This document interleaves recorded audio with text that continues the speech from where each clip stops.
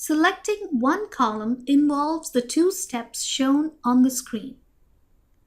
For instance, to select column B, first I position the mouse cursor on column B. This action changes the mouse cursor to a downward pointing black arrow.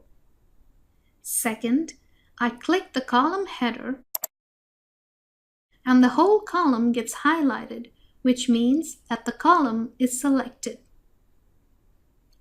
Selecting several columns involves the three steps shown on the screen.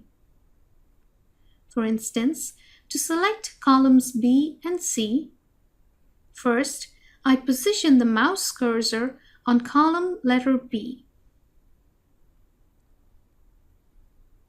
This action will change the mouse cursor to a downward pointing black arrow.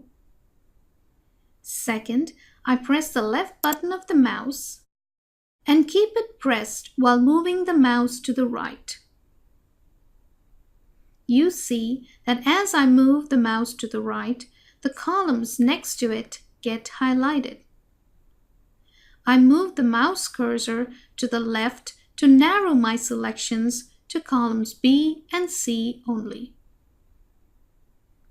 Finally, I release the left button of the mouse.